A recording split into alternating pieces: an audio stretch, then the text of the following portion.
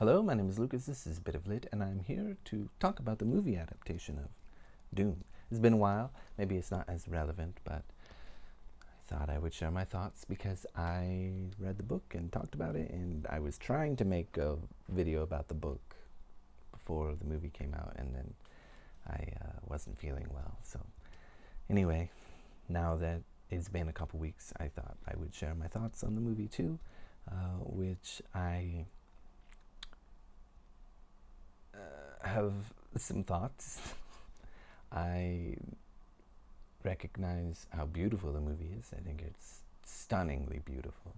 Absolutely a gorgeous film. One of, if probably the best looking movie I've ever seen in my life. With a lot of really talented people working on the design of the movie, and the cinematography and the set pieces and stuff like this. Absolutely fantastic work by the majority of people that worked on this, and some confusing decisions by Denis Villeneuve and some actors, let's say. In a way, it is quite impressive how little is done in 2.5 hours. So much time is wasted on Caladan for I don't know what reason. I'm not really sure why we see so much of Caladan. Uh,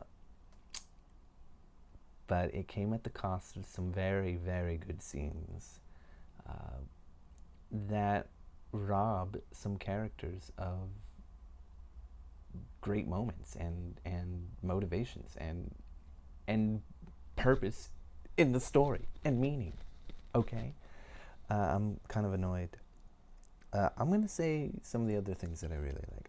I think Josh Brolin is fantastic as Gurney Halleck. I would have liked to see him as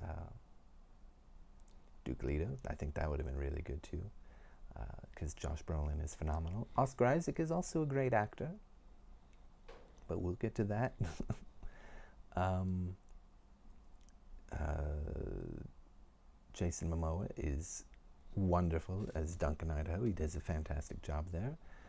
Sharon Duncan Brewster, I believe is her name, who plays Liet Kynes, is the best part of the movie. I mean, she is captivating when she's on. I am like drawn to her on the screen, and I want to know more and I want to see more. And unfortunately, due to the way what happens in the movie with her character and what happens in the novel as well, she will not be in the second part, which is a shame because I wish she could have been in it more because she's so good in it. Let's see. Stellan Skarsgård is also disgusting as, I mean, filthy and revolting as Baron Harkonnen. And as good as he is, I mean, he's so good at that. Like, I don't understand why the Emperor would even talk to him or deal with him in any way. He's like, I understand the Emperor wants somebody who is no good, down and dirty, and all that, but I mean, he's just so cartoonishly revolting that I just can't see who would deal with this guy ever, even in a conspiracy like this against the Atreides. I'm, of course, assuming that you've seen the movie. This story is about the Atreides and how they are portrayed by the Emperor, so that because the Atreides are becoming more powerful and well liked, and the Emperor has a problem with that, so they trade Caladan. The Harkonnens trade Caladan for Dune, Arrakis, which has the most valuable spice in the Empire, the spice melange, which extends life and gives prescience to people that use it. They also become addicted. They have blue upon blue eyes, blue within blue eyes, and yeah, it extends your life, but you become addicted, and if you stop taking it, you die. And it's the most valuable thing. And they're, the the Harkonnens set up some traps, and eventually the Emperor is going to send his super military groups, 2 legions or whatever, and with Harkonnen livery on to overtake the Atreides family after Dr. Yue, their doctor, who should not be able to betray them because of his training, but will because of his wife, who the Harkonnens have control of and have killed. Dr. Yue wants revenge, so he uses a fake tooth in Duke Leto's mouth to try to kill Baron Harkonnen. Meanwhile, in doing so, he promises to try to save Lady Jessica and Paul, who are able to escape with the help of Duncan Idaho after this savage attack on Arrakis.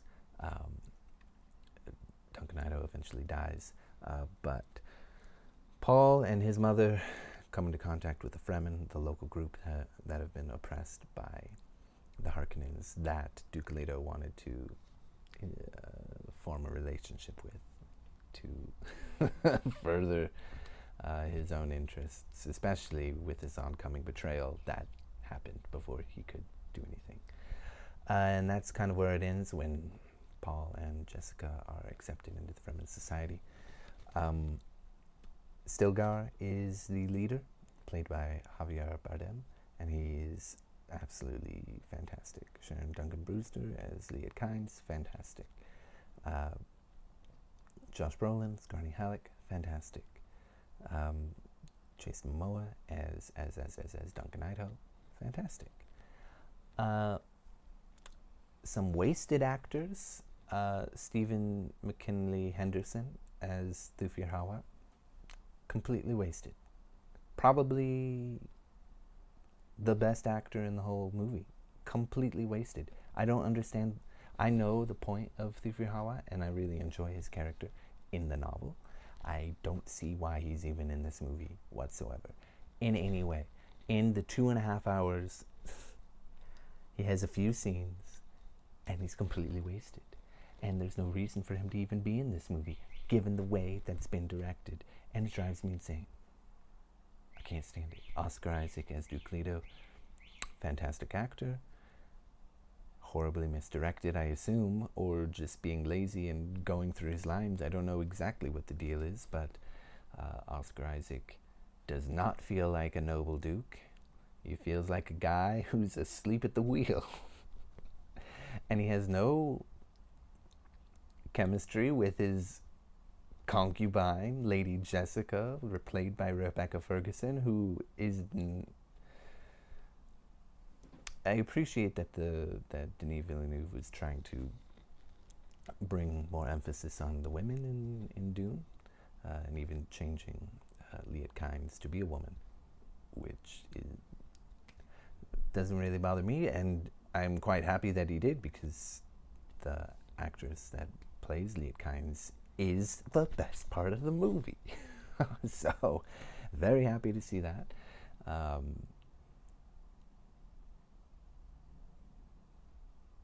But I feel like both Paul and Lady Jessica become a lot more interesting in the second half of the novel, which is not in this part 1. It's going to be in part 2. And adding this emphasis on Lady Jessica, we could have had a lot of her and been really interested and salvaged some of these other wasted characters like Thufir Hawat, okay? There's a dinner scene that is missing. That is a fantastic scene in the novel. It has quite a few characters and a lot of different things going on with Duke Leto and Paul as well. You know, could have gotten a little bit more. Maybe we would have gotten a little bit more from Oscar Isaac and felt his nobility finally awaken or something. There's also this subplot where Thufir Hawat, nobody trusts Bene Gesserits, which is what Lady Jessica is, and for good reason. Thufir Hawat has reason, he's wrong, but he has reason to believe that Lady Jessica is going to be the one to betray, or was the one to betray Duke Leto. And it is an absolutely fantastic scene in the novel. And you might think, if we didn't spend so much pointless time on Caladan, we could have had these great scenes, and you are correct. If we're going to have a movie that's 2.5 hours long and only does the first part of the novel, can we at least get these scenes and not spend so much time on Caladan? As beautiful as it looks, Thufir Hawat has no reason to be in this movie. None. And it's a shame, because if we had that dynamic, as well as the fact as after all of this happens, Thufir Hawat comes under the employ of Baron Harkonnen, who needs a new mentat because Piter has died because of Dr. Yue's poison pill, essentially. Who was the mentat of Baron Harkonnen before. Again, we could have given Stephen McKinley Henderson something to do, and we could have had more of him, and he could have been better, and there would have been a purpose for him, okay? And then we could, I'm sure we're going to see some of that in part 2, but I just don't, why, it annoys me that it's 2.5 hours long, and we are missing at least that subplot, because Thufir Hawat is so pointless in this movie, and he shouldn't be. Anyway, besides the complete waste of Thufir Hawat and waste of time that is done, for as long as it is, I don't understand anybody's motivations, really, save for, I don't know. Oh, by the way, Timothée Chalamet, very stoic. And then all of a sudden explosive, and then stoic again. I think he's okay, but I'm not that impressed by his performance, basically. I'm just so annoyed that it's so long. And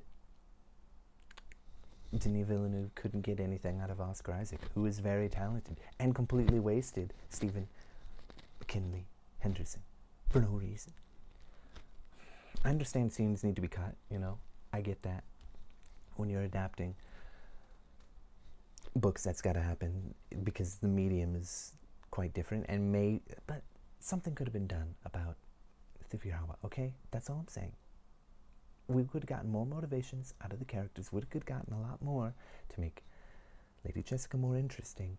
And, you know, a lot of the focus is on Paul, but there's also this side focus on Lady Jessica to put them as, you know, co-stars, essentially, in the movie, which is fine.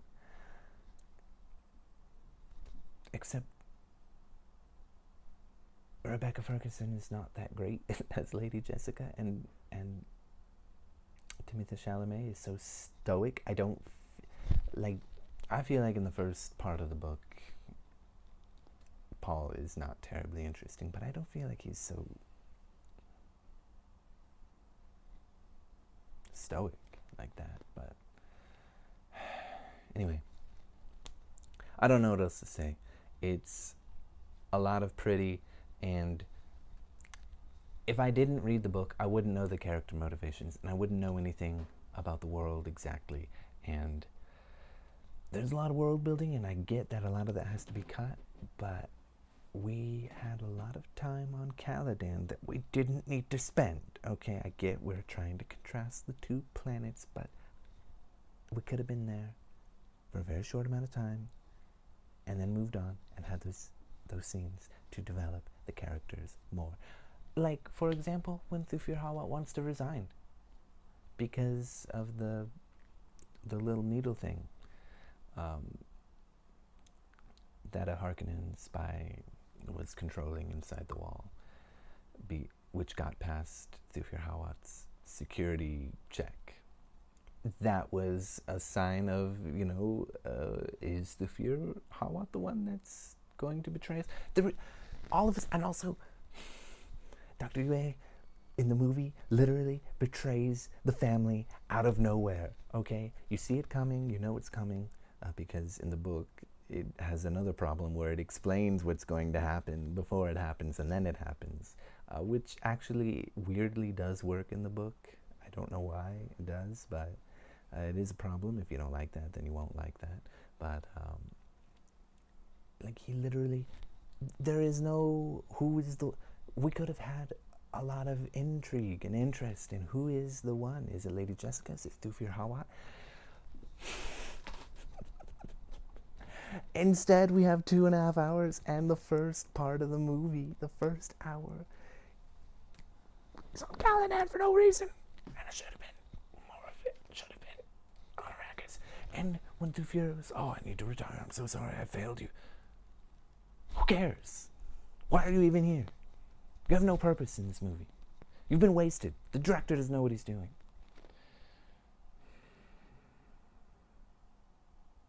Anyway, I'm looking forward to part 2 because I'm sure it will be beautiful. Bye.